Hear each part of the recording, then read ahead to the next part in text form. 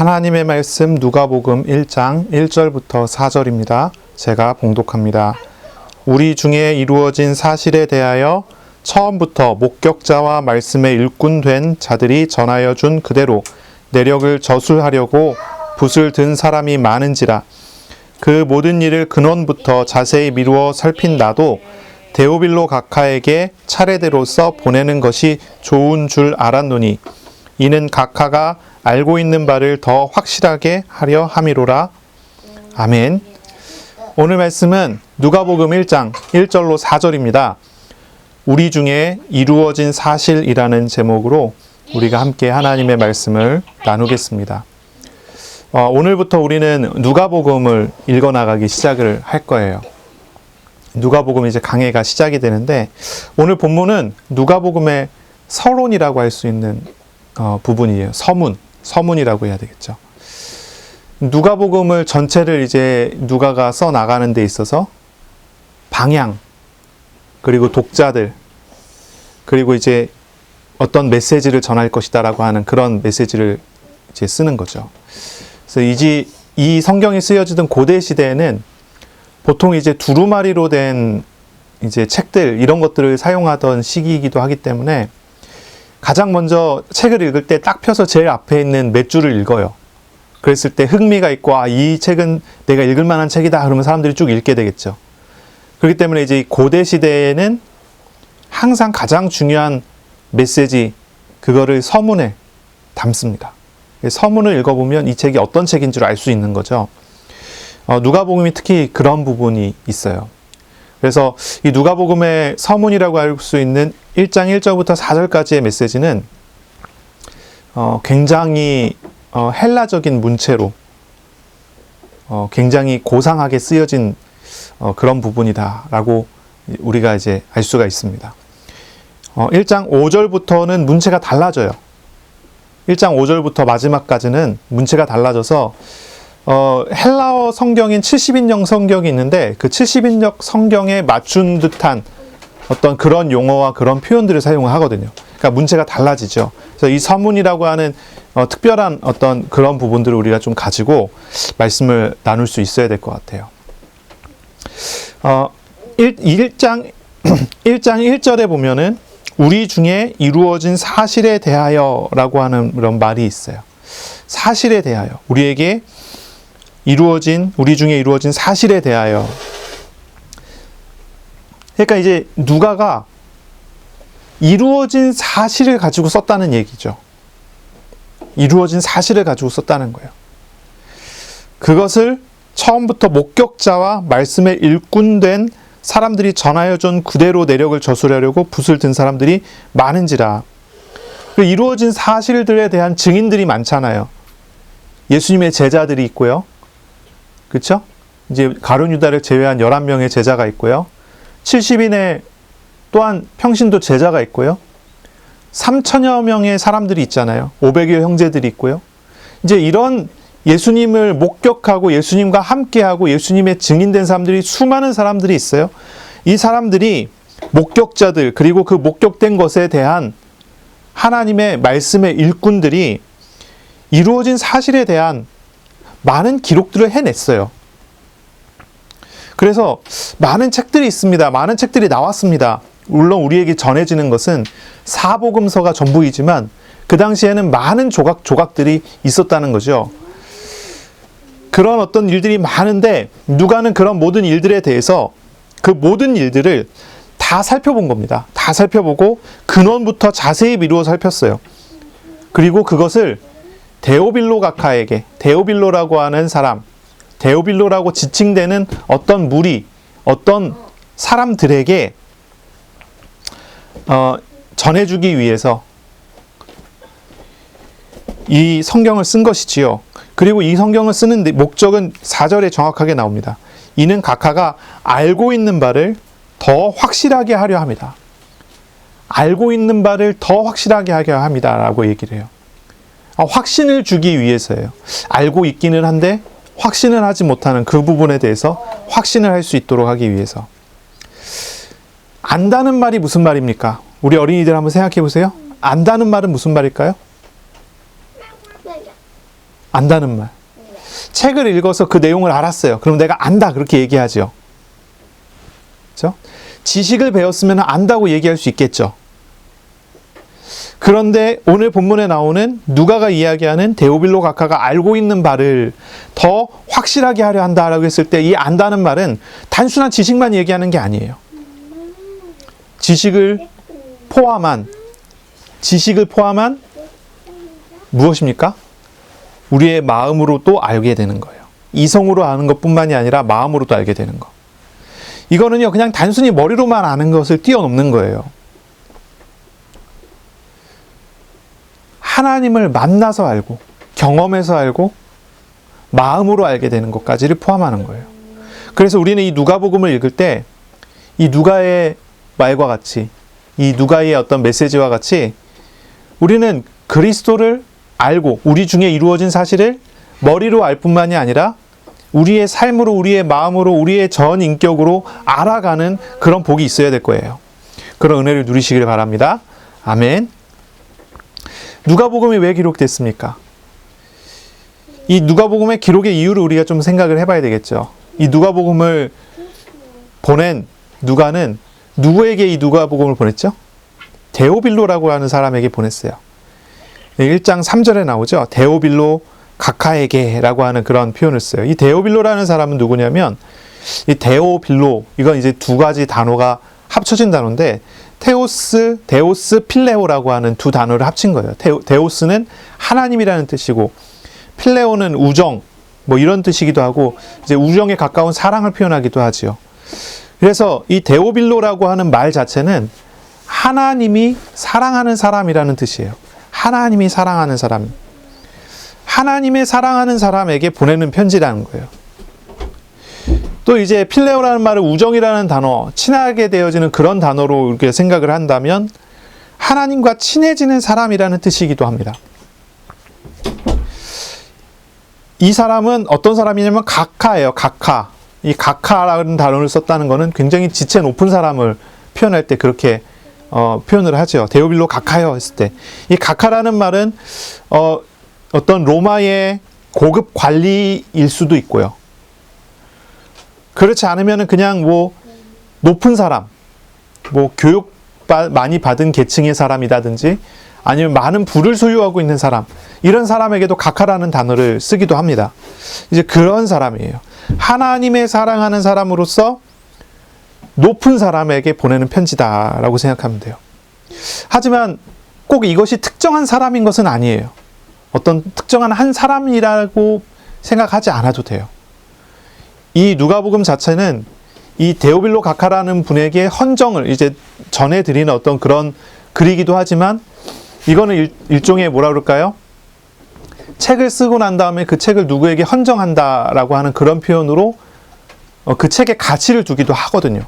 그러니까 특정한 계층의 특정한 사람으로서의 데오빌로 각하가 아니라 이 복음서를 읽게 될 모든 사람을 위한 그런 편지이기도 한 거죠. 특히나 이 복음서는, 이 누가복음은 이방인들을 위한 복음서라고 우리가 알 수가 있습니다. 그렇게 우리가 알려져 왔죠. 이방인들을 위한 복음서예요. 그래서 이 데오빌로라고 하는 그 사람이 이방인 독자들에 대한, 이방인 독자들을 지칭하는 은유적인 표현으로 생각할 수도 있어요.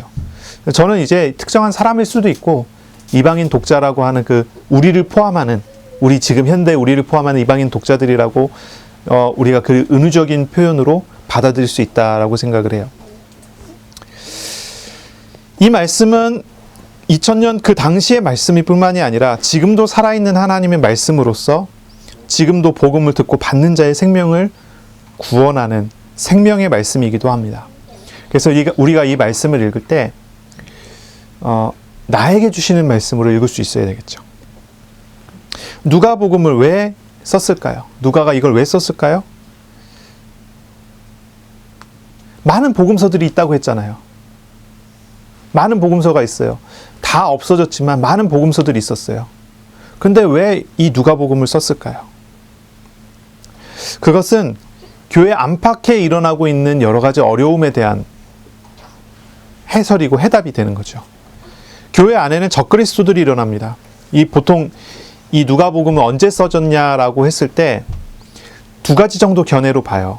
언제로 보냐면, 첫째는 이제 예루살렘 성이 로마 장군 티토스에 의해서 멸망됐을 때가 AD 70년이거든요. 그 70년 이후에 썼다라고 얘기하는 사람들이 있어요. 또 한 가지는 뭐냐면 60년대 초반에 썼다고 하는 사람들이 있어요. 이 사람은 어떤 이유로 이걸 그때쯤 썼다고 얘기를 하냐면, 사도행전에 보면은 바울이 감옥에 가는 장면이 나오잖아요. 사도행전에 보면 바울이 감옥에 가는 장면이 나와요. 이게 이제 AD 60년대 초반에 사도 바울이 감옥에 들어가게 됐거든요. 그러니까 AD 60년대 넘어서 쓴 성경은 맞아요. 그리고 또한 AD 64년 정도에 네로 황제의 박해가 시작이 되는데, 근데 이제 네로 황제의 박해에 대한 기록이 없어요. 그거에 대한 기록이 없어요. 그렇기 때문에 AD 60년대 초반, 그러니까 AD 64년 전에 쓰여진 것이다. 이 두 가지 견해가 있는데, 두 가지 견해가 어떤 게 될지는 우리는 잘 모르겠어요. 무엇이 확실한지 우리가 그 시대로 돌아가 보지 않아서 잘 모르는 거예요. 이제 추측을 하는 거죠. 정확한 건 이 둘 중에 하나인 거는 분명해요. 누가가 이제 쓴 그 시기가 그 정도가 될 거예요. 그런데 이 두 시기가 공통적인 게 하나 있다면 뭐냐면, 교회 안에서는 적그리스도의 활동들이, 이단들의 활동이 활발했던 시기고, 교회 밖에서는 박해와 핍박의 분위기가 있었던 시대라는 거죠. 그런 시기에 이 누가는 누가복음을 쓰는 거예요. 누가복음을 통해서 뭘 이야기합니까? 우리에게 알려진 그 사실들이, 우리가 알게 된 그 사실들을 확실하게, 확신을 갖게 하기 원한다라고 하는 그런 메시지를 전하는 거예요. 확신이 없는 그들은 교회 안에 있고 또 교회 밖에 있었어요. 그 사람들에게 전달하는 복음의 메시지인 거죠. 교회 안에 적그리스도의 활동을 통해서 사람들은 그리스도를 오해하든지 그리스도에 대한 확실한 믿음을 분명히 갖기 어려운 시기였다는 거죠. 또한 교회 밖에 어떠한 박해로 인해서 혼란과 혼동 속에 있는 그런 성도들이 있었던 그런 시기라는 거죠. 이게 참 지금으로 생각해 보면요, 지금 교회하고 많이 다르지 않습니다. 지금 교회, 지금 현대 교회하고 많이 다르지 않아요. 지금 현대 교회도 그렇지 않습니까? 많은 이단의 활동이 있고, 교회 안에 알게 모르게 여러 사상과 여러 이론과 여러 정치 사상과 여러 가지 것들에 의해서 휘둘리고 있어요. 교회 안에 성도들은 복음을 잡고 나가야 되는데 복음이 아닌 다른 것에 의해서 혼란스러워하고 있죠. 교회 밖에서 일어나고 있는 여러 가지 교회에 대한 공격과 박해들에 의한 그런 영향들이 있는 그런 시기죠. 이때하고 지금하고 많이 다르지 않아요. 그렇기 때문에 이 누가복음의 말씀, 오늘 우리에게 주는 이 말씀들이 정말 귀중한 우리의 시간표에 맞는 말씀이 아닌가, 그런 생각이 들어요. 단지 그때 당시에 이제 2000년 전에 주는 메시지일 뿐이 아닌 거죠. 오늘 우리에게 주는 메시지라는 것이죠. 확신이 없는 성도들 참 얼마나 많습니까? 오늘날 우리 한국교회에 확신 없는 성도들이 얼마나 많아요. 방황하지 않습니까? 흔들리지 않습니까? 교회에 나오지만 확신 없어서 방황하고, 그들은 또 어느 날 교회 밖으로 나가 가난한 성도가 되어버리기도 하고요. 우리가 질문해 봐야 되겠죠. 왜 그들이 방황하고 왜 확신을 갖지 못합니까? 여러 이유들을 우리가 이야기하기도 합니다. 확신하지 못하고 흔들리고 휘둘리는 이유가 뭡니까? 왜 조그만 시험이라도 오면 왜 다 넘어지고 이렇게 자빠지고 그렇게 합니까? 그 이유가 무엇입니까? 외적인 박해가, 그리고 교회 안에 있는 적그리스도의 활동 때문입니까? 누가는요, 누가복음을 통해서 우리에게 분명한 메시지를 전달을 하는 거죠. 그들이 방황하고 확신을 갖지 못하는 이유가 무엇인지를 이야기합니다. 그들이 왜 방황하고 확신하지 못합니까? 그들은 우리에게 오신 이 세상에서 죄와 포로에 갇힌 자를 구원하시는 참 구원자를 만나고 함께하는 그런 실제를 누리지 못하기 때문이라는 거예요.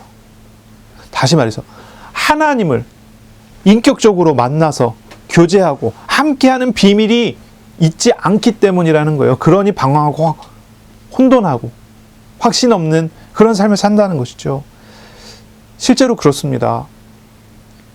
교회 안에 많은 다른 이론과 다른 사상과 다른 것들이 많이 활동할지라도 하나님 만난 사람은 거기에 휘둘리지 않습니다. 흔들리지 않습니다. 어떤 박해가 일어나고 어떤 문제가 일어난다 하더라도 하나님과 동행하는 사람은요, 그 박해와 그 휘둘림으로 인해서 흔들려 넘어지지 않습니다. 오히려 더욱 굳건하게 주님과 동행하고 더욱 분명하게 하나님과 함께하는 그런 은혜를 누리게 되겠죠. 그렇기 때문에 누가는요, 적그리스도가 이렇게 잘못됐다고 이야기하지 않고 저 박해하는 사람이 결국 이렇게 될 것이다 라고 이야기하지 않고 우리 중에 오신 예수님은 이런 분이시다라고 메시지를 전하는 거예요. 오늘 우리는, 그리고 우리가 누가복음을 읽어가면서 우리는요, 우리에게 찾아오신 예수님을 더욱 분명하고 사실적으로 알고 주님과 동행하는 그런 삶을 우리가 누려야 될 것입니다. 누가는요, 이 복음서를 통해서 가난한 자에게 아름다운 소식을 전하는 그리스도, 병든 자를 치유하는 그리스도, 포로된 자를 자유하게 하는 그리스도를 선포합니다. 확신 없는 자에게 확신을 주기 위해서 이 복음을 더욱 확실하게 증거하는 그런 누가복음을 누가가 쓴 것이죠. 누가는요, 어떤 방식으로 이 누가복음을 썼는지에 대해서 설명을 합니다. 어떤 방식으로 썼는지를 이야기해요. 3절을 보면 나오죠. 그 모든 일을 근원부터 자세히 미루어 살폈고 그리고 차례대로 써보냈다. 이 4가지를 이야기합니다. 누가는요, 자세히 미루어 살폈다고 얘기합니다. 자세히 미루어 살폈다. 이 누가복음을 쓸 때 그냥 대충 쓴 게 아니에요. 자세히 미루어 살피며 쓴 것입니다. 누가는 예수님과 예수님의 사역의 목격자는 아니었거든요. 누가는 2세대예요. 1세대가 예수님의 제자들이고 예수님과 동행했던 사람들이라면 2세대는 누굽니까? 이 누가와 같은 사람이에요. 목격자들이 전하여 준 바를 따라 믿은 사람들. 이 2세대거든요. 누가는 그런 사람이에요. 그렇기 때문에 이 사람은요, 이 누가복음을 기록할 때 자기가 보고 자기가 경험한 것을 쓴 것이 아니에요. 보고 경험한 것들을 증거해 주는 그 증거들을 듣고 쓴 것입니다. 그런데 그냥 쓰지 않았죠. 자세히 미루어 살폈어요. 누가는요, 예수님의 사역의 목격자가 아니었기 때문에 증인의 말과 기록을 토대로 아주 자세히 이것을 연구한 것입니다. 이 당시에 살아있는 많은 증인들이 있잖아요. 그 증인들에게 검증을 받고 교차해서 검증을 하고 하는 그런 방식으로 자세히 그것에 대해서 정리를 했고 쓴 것이죠. 누가는요, 사람들의 말을 단순히 듣고 기록한 것이 아닙니다. 누가는 뭐라고 합니까? 이 모든 일을 살폈다고 이야기합니다. 이 모든 일, 충족성이죠. 모든 일입니다. 누가는 사람들의 말을 단순히 듣고 기록한 정도가 아니라 모든 증거를 살펴봤어요. 모든 증거들을 다 가지고 검증을 한 것이지요. 또한 이 누가는요, 근원부터 자세히 살폈다 그랬어요. 근원부터. 엄밀성이죠. 누가는 근원부터 살핀 것입니다. 이루어진 일의 근원을 살핀 것이에요. 그래서 성경을 보면은요, 이 누가복음을 보면 마태복음, 마가복음, 요한복음하고 다른 점이 있다면 어떤 것이냐면 누가는 어떤 사건에 대해서 기록을 할 때 그것의 근원, 뿌리가 어디에서 나온 것인지 그리고 그것으로 무엇을 말하려고 하는지를 추적해서 가는 방식으로 씁니다. 이 교차해서 검증하고 정확하게 하고 모든 것을 다 사용하고 그리고 그것의 근원을 추적해갖고 살펴봤어요. 그래서 이제 예수님의 출생에 대해서도 이야기할 때 마태복음은 아브라함과 다윗의 자손 예수 그리스도다라고 이제 나오는데 반해서 누가는요, 거꾸로 계속 올라갑니다. 아브라함 위에 누가 있어요? 그 위에 또 누가 있어요? 계속 올라가요. 아담까지 갑니다. 아담 위에 누가 있어요? 하나님이 계세요. 정말 근원까지 가죠. 그래서 특별히 이 누가복음 자체는 다른 성경하고 약간 차별되는 그런 부분이 있다면 근원에서 하나님으로부터 시작하여 우리에게 전달되어 오는 그런 부분에 대한 자세한 기록들이 나타나게 되죠. 또한 이것을 네 번째입니다. 누가는요 체계적으로 기록을 합니다. 데오빌로 각하에게 차례대로 써보낸다라고 이야기해요. 체계적으로. 누가는 순서대로 차례대로 기록을 했어요. 순서대로라는 말은 이것이 이제 시간상의 순서는 아니에요. 시간상의 순서대로 쓴 것이 아니고 복음 설명을 위한 논리적인 질서 체계를 따라서 서술했다는 말이에요. 그 의미 없이 혼잡한 서술을 하지 않았다는 거죠. 다시 말해서 누가복음에 나오는 한 가지 한 가지를 의미 없이 사용하고 의미 없이 버려지는 메시지는 하나도 없게 체계적으로 순서적으로 이제 기록했다고 하는 그런 말이죠. 누가는요 아주 분명하게 이런 방식을 사용해서 기록을 하는 거예요. 또한 이 성경이 다 기록된 이후에는 이 누가복음을 쓸 당시에 당연히 살아있겠죠. 당연히 살아있는 허다한 증인들로부터 이것이 사실이라고 하는 검증을 받았겠죠. 그래서 우리는 이 복음서를 알잖아요. 복음서 알죠? 어떻습니까? 예수님의 제자가 2명이 썼어요. 마태복음, 요한복음. 예수님의 제자가 쓴 것입니다. 요한복음 예수님의 사랑하는 제자 요한이 썼고요. 세리였던 마태가 썼고요. 마가복음은 무엇입니까? 마가는 2세대잖아요. 물론 1세대이기도 하지만 2세대입니다. 예수님을 따라다니면서 증인된 사람은 아니잖아요. 예수님을 목격하긴 했지만 예수님이 하신 모든 것을 함께 따라다니면서 경험한 사람은 아니잖아요. 마가는요, 베드로의 제자로서 베드로의 메시지를 가지고 베드로의 권위에 의지해서 사도성을 인정받은 성경이죠. 누가복음은요, 우리가 이제 누구의 권위를 인정받아서 누가복음을 사도성을 인정받은 것이냐라고 얘기했을 때는 사도 바울의 권위를 따라 누가복음이 인정되는 거예요.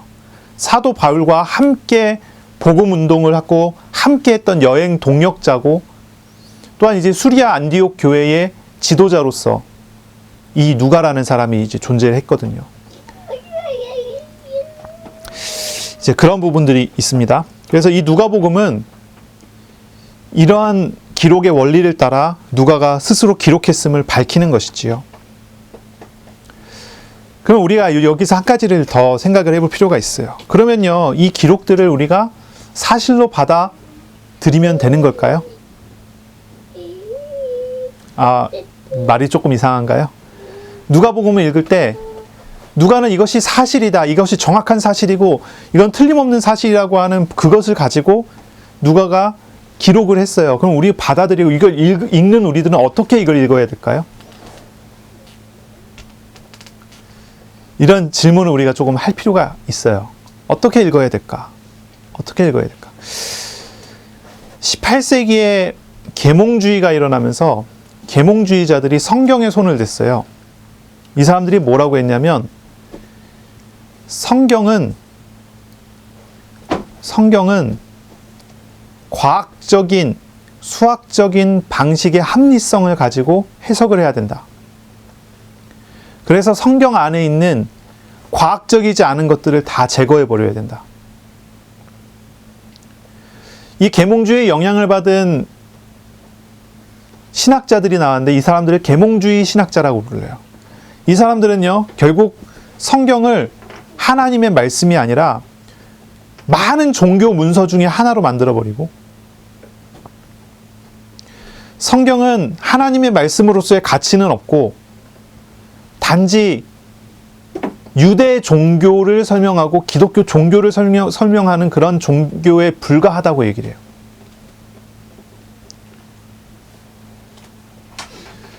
우리는 성경이라고 부르잖아요. 구약을 구약 성경이라고 부르잖아요.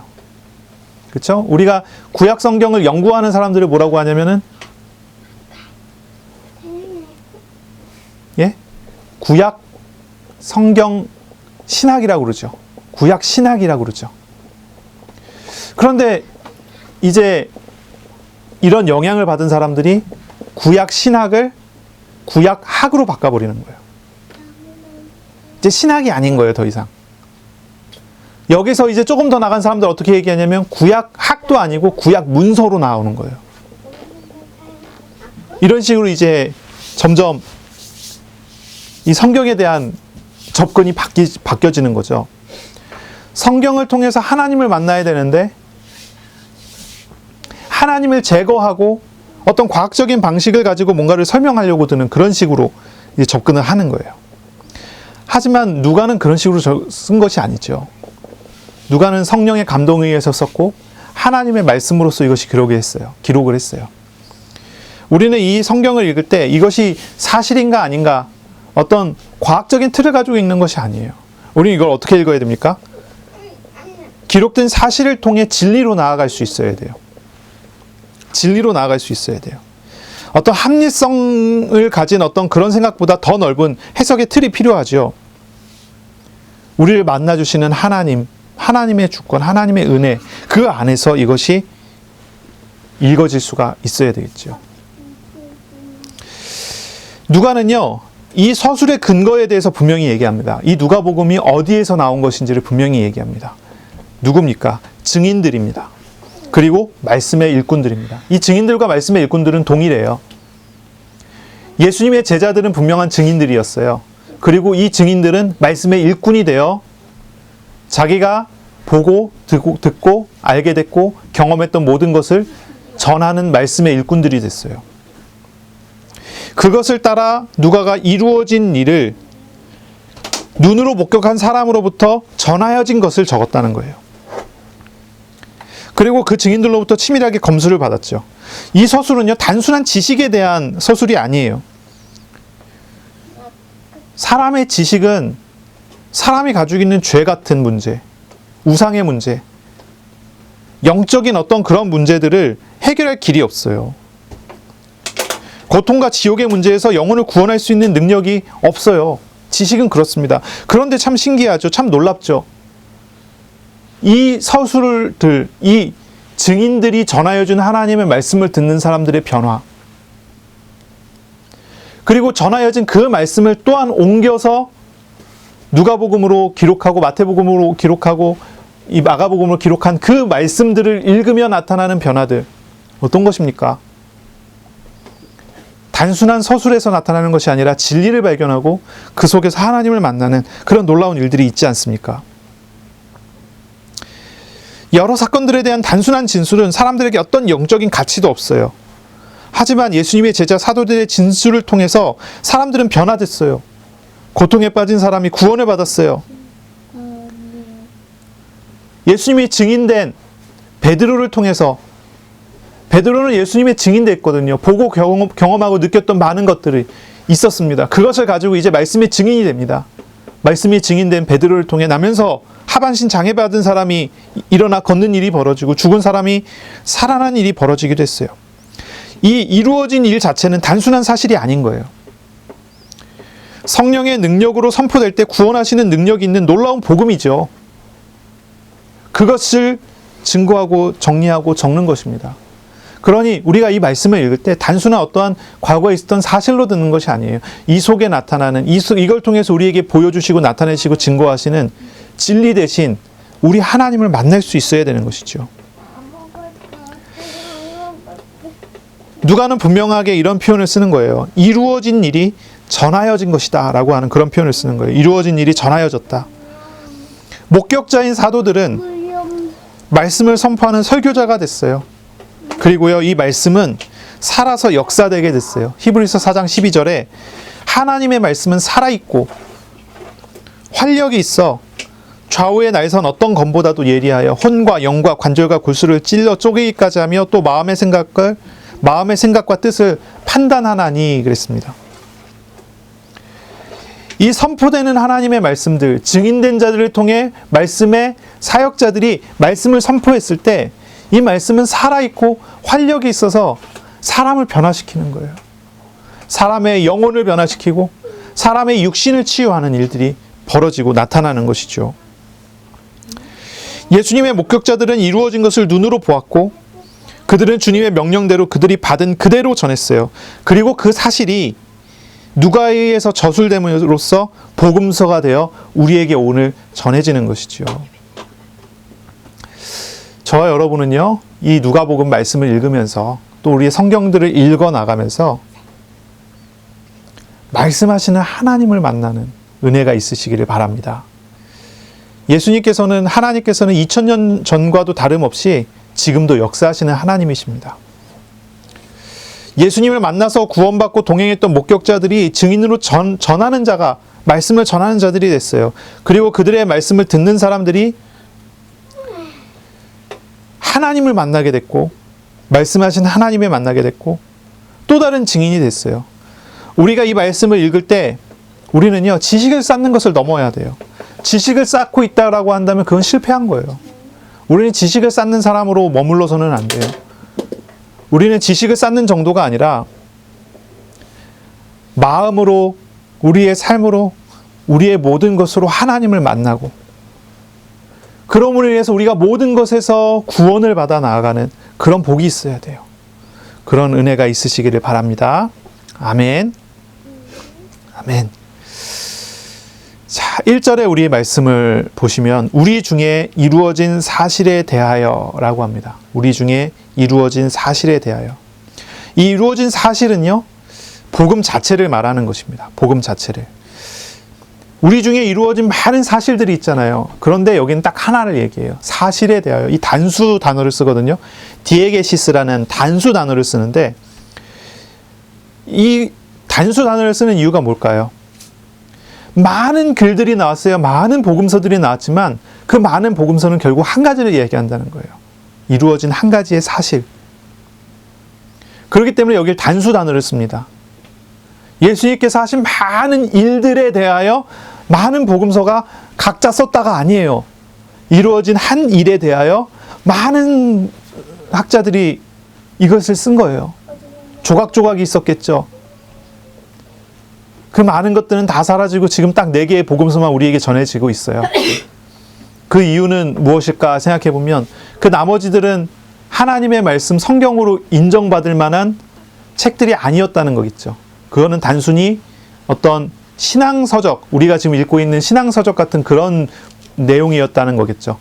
우리에게 전해진 이 4개의 복음서만 사도성과 하나님의 영감을 인정받은 그런 성경이 됐다는 뜻이겠죠. 어쨌든 간에 많은 책들이 있어요. 그 중에 여러 가지 내용들이 있을 수도 있어요. 그러나 그 모든 것에 대한 근원은 한 가지 사실에서 시작한다는 거죠. 그것을 말합니다.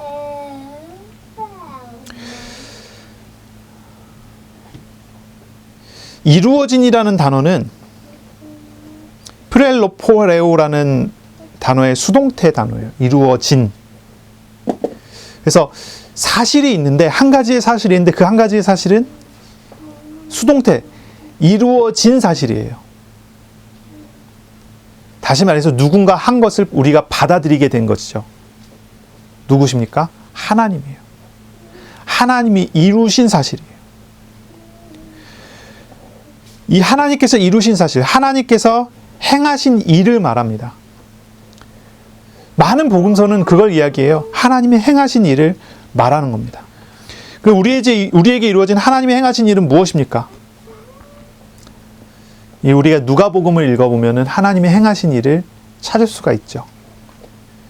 누가가 여기에 뭘 기록했는가를 생각해보면 찾을 수가 있죠. 우리가 앞으로 이제 누가복음을 강해해서 쭉 설교해 나가고 우리가 이것을 따라 우리가 갈 것인데, 전체 그림을 우리가 생각해 봐야 될 것 같아요. 3가지를 두고서 전체 그림을 생각해 봐요. 우리에게 이루어진 일이 무엇일까요? 3가지로 우리가 생각해 봐야 될 것 같아요.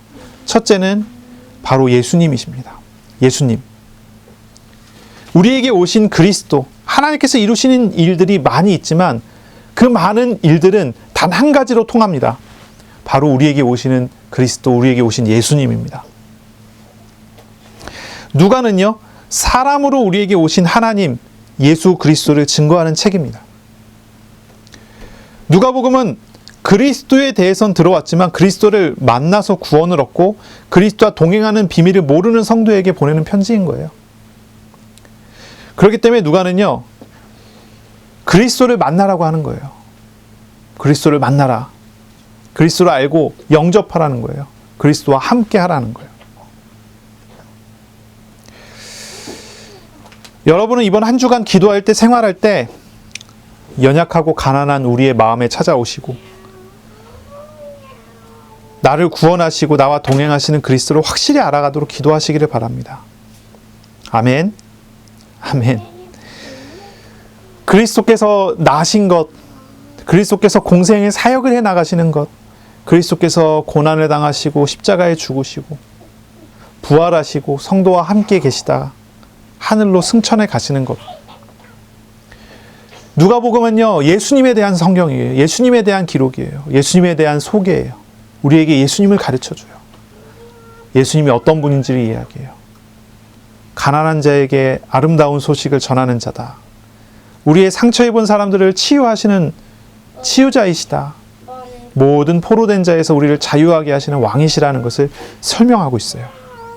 그러니 우리는요, 이 누가복음을 읽으며 어느 누구보다도 그리스도를 알아가고 그리스도를 만나고 그리스도와 함께하는 은혜가 있어야 돼요. 누가는요, 이걸 이야기하는 거예요. 누가가 이야기합니다. 우리 중에 이루어진 사실이 있는데 그것에 대하여 내가 기록한다. 그러니 그것을 들으라는 거예요. 예수님을 만나라는 거예요. 두 번째입니다. 우리에게 이루어진 사실은 무엇입니까? 우리 누가복음의 특징을 살펴보면 정말 특징이 있어요. 어느 복음서하고도 물론 이제 복음서마다 다 그 부분에 대한 강조가 있지만 어느 복음서보다도 더 강조하는 하나님의 성령에 대한 강조예요. 누가라고 하는 사람은요, 신약 성경에 가장 많은 분량을 쓴 사람이에요. 누가는요. 신약 성경 전체 분량 중에 3분의 1을 누가가 썼어요. 누가복음과 사도행전을 합치면요, 신약 성경 전체의 3분의 1이나 돼요. 분량이 그 정도 돼요. 어떤 분은 이런 얘기를 해요. 사도행전을 보고 이야기하면서 이건 사도행전이 아니라 사도들이 간 길이 아니라 성령께서 간 길이라는 거예요. 성령행전이라 불러야 된다. 이건 제목이 잘못됐다. 이렇게 얘기하는 사람도 있어요. 그런 사람들 중에 이런 표현을 써요. 누가복음도 성령행전이라 불러야 된다. 성령행전의 예수님 편이 누가복음이고 성령행전의 사도편이 사도복음이어야 된다. 이렇게 사도행전이어야 된다. 이렇게 얘기를 하는 거예요. 그만큼 이 누가복음은요, 처음부터 끝까지 성령님께서 어떻게 사역을 하시는지가 나와요. 성령님의 세밀한 인도하심, 세밀한 역사하심이 잘 기록되어 있는 성경이에요. 우리는요, 하나님께서 이루신 일을 보면서 누가복음을 읽으면서 성령님께서 어떻게 세밀하게 일을 하시고 역사하시고 움직이시는지를 우리는 읽어나갈 거예요. 성령 하나님께서는 하나님의 뜻을 이 땅에 성취하시는 분이시지요. 이루어 가시는 분이세요. 우리는 이 성경을 읽어나갈 때 저와 여러분을 향한 하나님의 뜻이 아주 세밀한 부분까지 주관하시고 인도하시는 하나님이라는 분, 우리 성령님께서 그런 분이시라는 것을 확실하게 믿고 알아가고 그 하나님과 동행하는 그런 은혜를 누려야 될 거예요. 세밀한 성령의 인도하심과 역사하심을 누리는 성도들이 되시기를 바랍니다. 아멘. 세 번째예요. 무엇입니까? 하나님의 나라. 하나님의 나라. 아주 독특한 특징이 있어요. 마태복음하고 마가복음은요, 마태복음과 마가복음은 하나님 나라에 들어가는 것에 대해서 하나님의 나라를 표현하고 묘사합니다. 우리가 예수 그리스도를 통하여 회개함으로 하나님 나라에 들어가는 것이에요. 그걸 자꾸 얘기해요. 이것이 뭐냐면 유대인들의 관심이죠.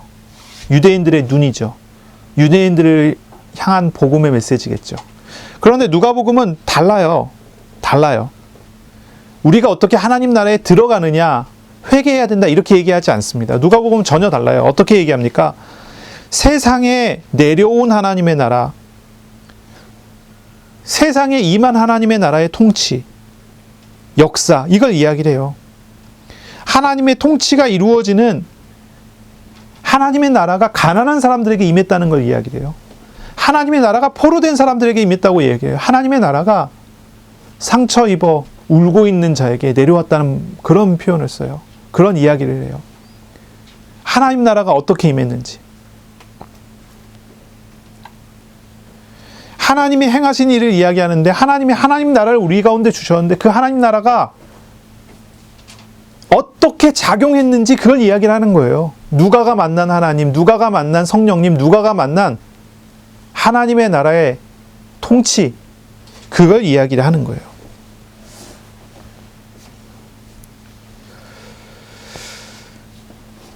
누가복음을 읽어 나갈 때 우리는요, 우리의 얽매인 삶, 현실, 상처 입은 마음과 육신을 찾아오셔서 위로하시고 치유하시고 함께 하시는 하나님을 만나야 될 거예요. 하나님의 나라가 우리의 삶에 들어온 것을 알고 우리를 도우시는 하나님과 동행하는 그런 한 해가 되시기를 바랍니다. 우리는 누가복음 전체를 읽으며 이 세 가지를 읽어 나갈 거예요. 우리를 만나주시는 하나님의 은혜, 우리의 연약한 가운데 우리를 찾아오시는 하나님의 나라의 놀라운 은혜, 성령의 역사하심, 우리 주 예수 그리스도의 사역, 성삼위일체 하나님의 역사를 우리가 이 누가복음을 읽어나가며 그리고 또한 이번 한 주간 풍성하고 온전하게 누려가시기를 바랍니다.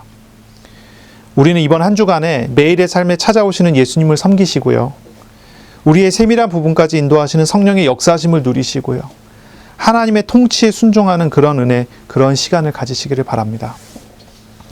이 단어를 기억하세요. 우리 중에 이루어진 사실.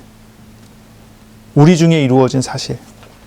나의 삶에 찾아오신, 나의 연약한 부분에 찾아오신 하나님의 뜻, 하나님의 통치, 그리고 나를 세밀하게 도우시고 인도하시는 성령님의 사역. 예수님의 이름으로 이 모든 것이 이루어지는 것입니다. 이것을 한 주간 풍성하게 누리시기를 바랍니다. 이번 한 주간 말씀을 묵상하세요. 말씀을 생각하세요. 이 누가복음을 통해 우리에게 주시는 말씀이 무엇인가 고민해 보세요.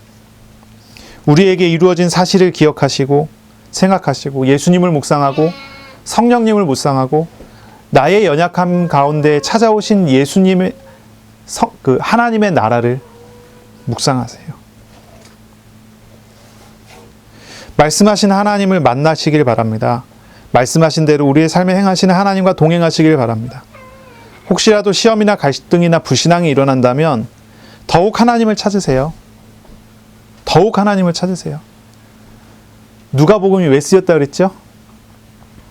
교회 안에서 교회 밖에서 일어나고 있는 혼란과 문제 때문에 썼어요. 적그리스도의 활동 그리고 박해로 인해서 쓴 거예요. 하나님과 동행하는 은혜를 누리시기를 바랍니다. 더욱 이 말씀 속에 들어가고 우리를 찾아오신 예수님을 더욱 만나고 주님과 함께하는 은혜 있으시길 바랍니다. 삼위일체 하나님과 동행하는 한 주간이 되시기를 바랍니다. 예수 그리스도의 이름으로 우리의 작은 삶에 하나님의 나라를 이루시고 우리의 약하고 상처된 마음과 삶을 위로하시는 하나님과 동행하시기를 바랍니다. 예수 그리스도의 이름으로 우리의 작은 부분까지도 세밀하게 도우시고 이끄시는 하나님과 성령님과 동행하는 은혜 있으시길 바랍니다. 기도하겠습니다. 하나님, 우리에게 이루어진 사실에 대하여 우리에게 증거하시는 하나님을 찬양합니다. 성삼위일체 하나님의 사역이 우리의 삶 가운데, 우리의 현실 가운데 왔는 줄로 믿습니다. 예수 그리스도의 이름으로 우리의 작고 세밀한 연약한 부분까지도 세밀하게 도우시고 인도하시는 성령님을 알아가는 한 주가 되게 하여 주옵소서. 예수 그리스도의 이름으로 우리의 연약함과 우리의 고통을 아시고 찾아오시는 하나님의 나라, 하나님의 통치를 깨달아 알고 누리며 주님을 의지하는 한 주간 되도록 복 내려 주옵소서. 예수 그리스도의 이름으로 감사하며 기도합니다. 아멘. 우리 구주 예수 그리스도의 은혜와 하나님의 사랑하심과 성령의 교통하심이 이제로 영원토록 항상 함께 있을지어다. 아멘.